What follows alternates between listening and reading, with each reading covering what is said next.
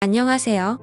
가족들에게는 물론 제 주변 친구들한테도 말도 못 꺼낸 이야기입니다.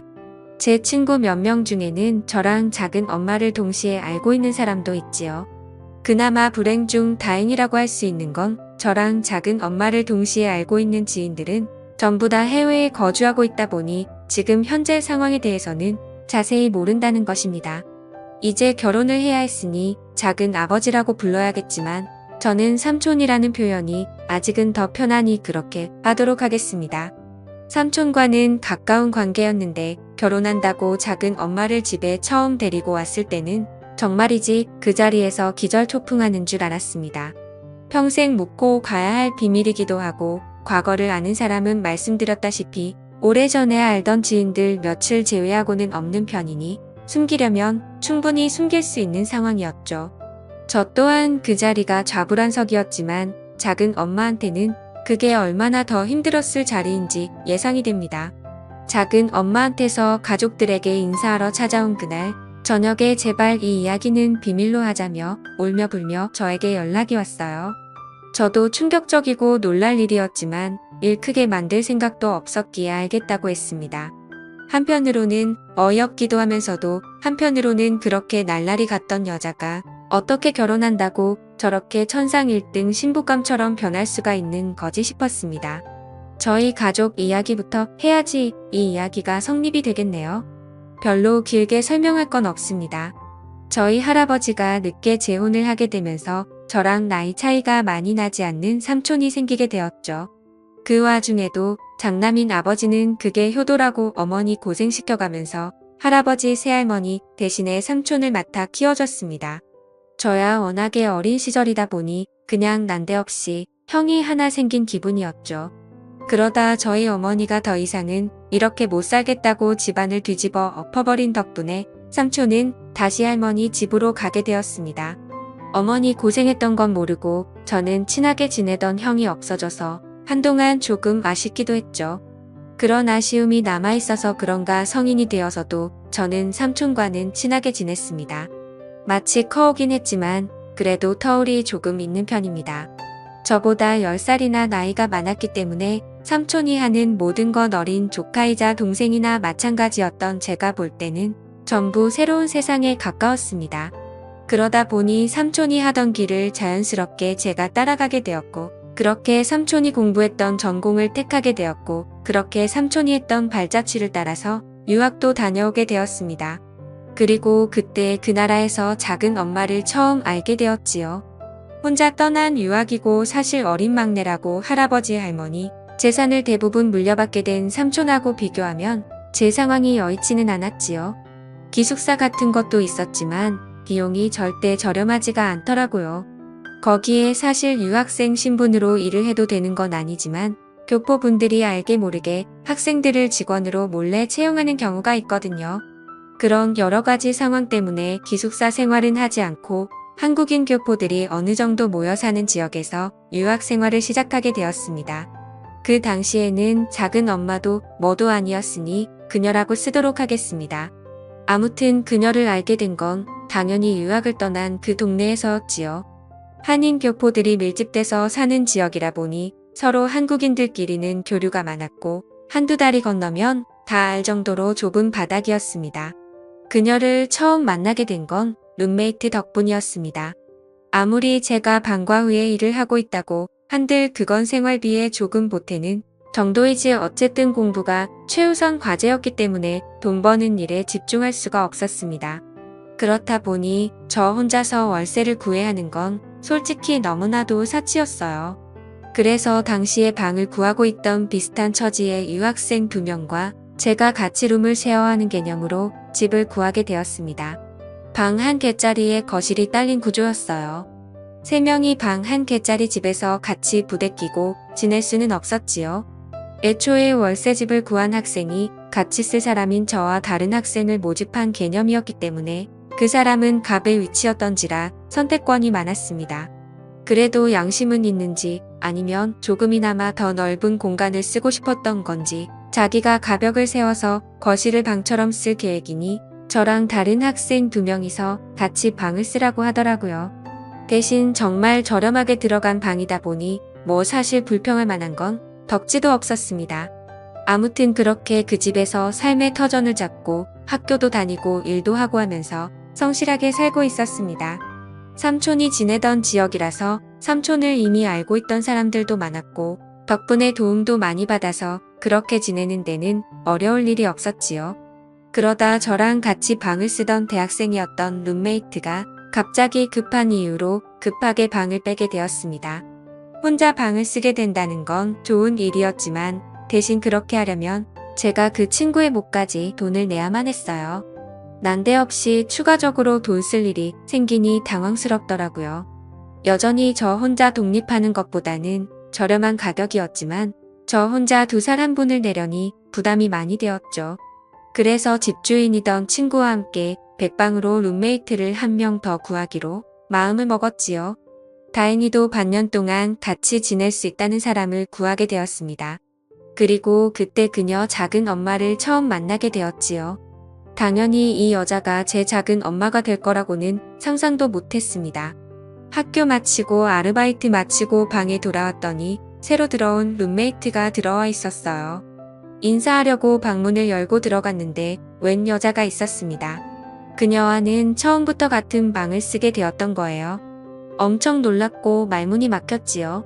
아무리 미국이 개방적이라도 그렇지 저희는 죄다 한국 사람들인데 어떻게 남녀가 한 방을 쓸 수 있나 했어요. 그런데 그녀는 자기는 어차피 잠만 자러 오는 거라서 상관이 없다고 하더군요. 그리고 자기는 여기서 어릴 때부터 이민을 온 사람이라고 그래서 그런 거 크게 신경 안 쓴다는 겁니다. 부모님도 여기 살고 있고 자기는 출퇴근 문제 때문에 여기서 주중에만 있을 거니 불편하면 주말에는 자기가 자리를 비워줄 수도 있다고 하는 거예요. 저도 애써 괜찮은 척을 해보려고 했지만 감히 상상이 되지 않았습니다. 그녀는 정말이지 제 이상형에도 가까운 사람이었으니 말이지요. 머리도 길고 속눈썹도 진하고 길고 조금 털털한 성격처럼 보이긴 했지만 아무리 센척을 해도 제 눈에는 여자로 밖에 보이지 않았습니다. 나이는 누가 봐도 저보다 연상이긴 했지요. 아무리 그래도 저는 학교 다니는 대학생이고 그녀는 회사 나가는 직장인인데 아무리 못해도 5살 차이는 나겠다고 생각을 했지요. 그래도 여러모로 생각해보면 저도 그녀가 외적으로는 긴 하지만 참 마음에 들었기도 하고 당장 룸메이트가 없으면 추가적으로 나갈 생활비 생각해보면 어차피 누가 못하게 하는 사람도 없는데 여자랑 한 방을 같이 써도 뭐 문제될 게 있나 생각을 했습니다. 그래서 그녀와 난데없이 동거 생활을 시작하게 되었네요. 처음엔 그녀도 그녀 말대로 잠만 자러 집에 들르는 것처럼 보였습니다. 그런데 따지고 보면 저나 그녀나 별반 차이가 없었어요. 저도 학교에 아르바이트에 이것저것 다 하고 오면 집에서 보내는 시간은 과제가 많이 밀려 있을 때 아닌 이상 항상 밖에서 보냈거든요. 그래서 오히려 어떤 날에는 그녀가 벌써 불 끄고 자고 있는데 제가 살금살금 들어와야 했던 적도 있습니다. 그렇게 한 달 정도 지났던 시점이었을 겁니다. 그날도 제가 아르바이트가 늦게 끝나는 바람에 그녀가 벌써 집에 들어와 서 잠들어 있을 때 집에 돌아오게 되었습니다.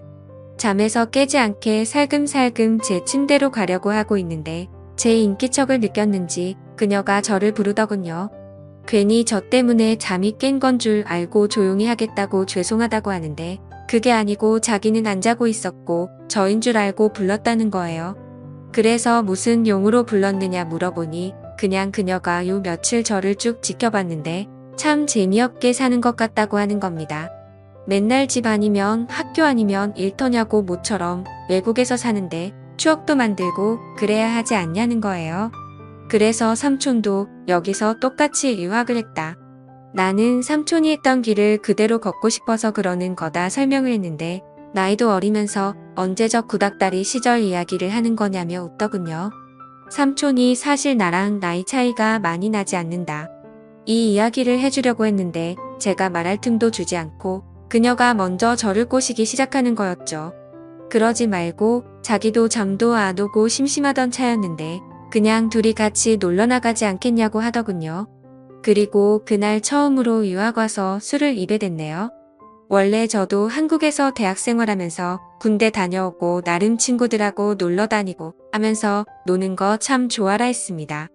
한참 불타는 청춘이라 여자에도 관심이 잔뜩 있기는 했는데 유학 학비를 보태줄 수 있는 기간이 짧다 보니 최대한 열심히 하기 위해서 그 좋아하는 술도 참고 여자랑 놀러 다니는 것도 참고 있었거든요.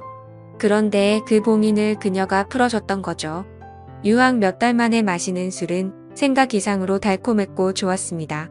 한인 교포들이 그나마 밀집되어 있던 지역이라 그런지 나름대로 소주도 있고 갖춰놓을 건 다 갖추어져 있더라고요.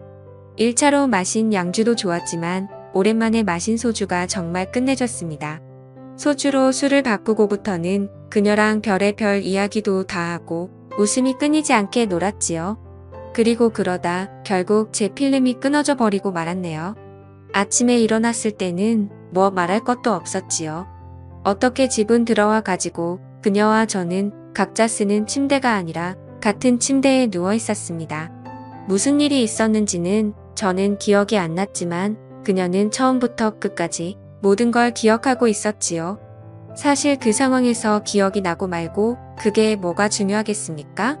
시작이 어려운 거지. 나이차가 있다지만 5살밖에 나지 않는 청춘 남녀가 공식적으로 한 방에서 같이 생활하고 있는데 말이지요. 그날 이후로는 딱히 술에 힘이 필요하지도 않았습니다. 그녀도 이틀씩은 주말에 본가에 가서 지내다 왔는데 저랑 연인 같은 사이가 되고 난 이후부터는 본가에는 커녕 집에서 제가 오기만을 기다리더라고요. 같이 살던 집주인 행세하던 룸메이트가 저한테 부럽다고까지 말했습니다. 이럴 줄 알았으면 자기가 방을 쓸 걸 그랬다고요. 이제 부러워해봐야 늦었지요. 그 친구 녀석은 오히려 이 편이 더 스릴 있고 재밌다면서 거실에서 자기가 지내고 있다고 해서 일부러 소리를 죽이고 그럴 필요는 없다는 겁니다. 아무튼 그 녀석의 알 수 없는 취향 덕분에 눈치도 안 보고 어려움 없이 그녀와의 행복한 시간을 보낼 수가 있었지요. 남자라는 생물이 모두 그러지는 않겠지만 저는 솔직히 그녀가 저랑 깊은 사랑을 나누고 있다고 생각했습니다. 몸이 붙었으니 이제 정이 붙기 시작하는 거였지요. 그렇게 저는 하루하루 그녀에게 진심이 되어가고 있던 와중이었습니다. 사실 서로 공식적으로 사귄다는 말은 안 했지만 연인 사이나 마찬가지였어요. 좀 더 심하게 말하면 신혼부부나 마찬가지인 상황이었지요. 그러다 제가 정식으로 그녀한테 교제 신청을 했습니다. 이제 둘이서 좋은 것도 보러 다니고 맛있는 것도 먹으러 다니고 그러면 참 좋지 않겠냐고요. 그러자 그녀가 약간 난감하다는 듯한 표정을 지었더니 우리 이러지 말자고 하더군요. 저는 당연히 그녀도 저를 마음에 두고 있고 관심이 있다고 생각했는데 그게 아니었던 거죠. 그녀는 지금 이 상태가 딱 좋다고 하는데 약간 슬픈 눈을 하고 있었어요. 결국 남은 유학 기간인 1년 동안 그녀와는 행복하게 시간을 보냈습니다. 비록 연인은 아니었지만 저는 마음이 커져갔고 예상했으니 물론 저는 그녀에게 끝까지 마음을 가지고 있었지요. 포기하지 않으려고 했지만 결국 그녀와는 그 이상의 단계를 넘어가지 못했습니다. 그게 못내 아쉬웠나 봐요. 이제 한국으로 돌아갈 때가 되어서 그녀와 마지막 식사를 하면서 그녀에게 물어봤네요. 나랑 이렇게 궁합도 잘 맞고 거의 1년 반이라는 긴 기간 동안 같은 룸을 쓰면서 무슨 일이 있던 것도 아닌데 왜 연인 사이는 되지 못하느냐 따지듯이 물었습니다. 그녀는 자기는 여기서 사는 사람이고 저는 유학생이지 않냐고 하던 거였죠. 그러면서 자기 과거 이야기를 해주는 겁니다. 사실 자기는 애인이 있는 것나 마찬가지라고 하더군요. 애인이 있으면 있는 것이고 없으면 없는 것이지 그게 무슨 소리냐 했더니 과거의 남자를 아직 잊지 못한다고 하는 겁니다. 그 사람 또한 저처럼 유학생이었고 돌아가면서 자기를 데리러 오겠다는 약속을 했다는 거죠.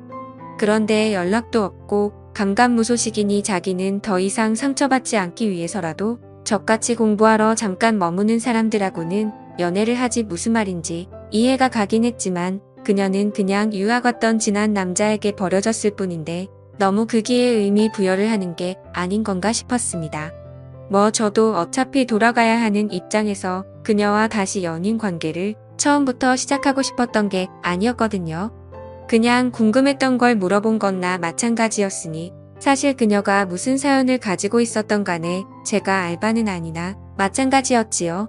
그렇게 저희 길고도 짧던 유학 생활은 끝이 났습니다. 그리고 다시 한국으로 돌아오게 되었고 나머지 졸업 학기를 마치고 취직을 하고 열심히 살게 되었지요.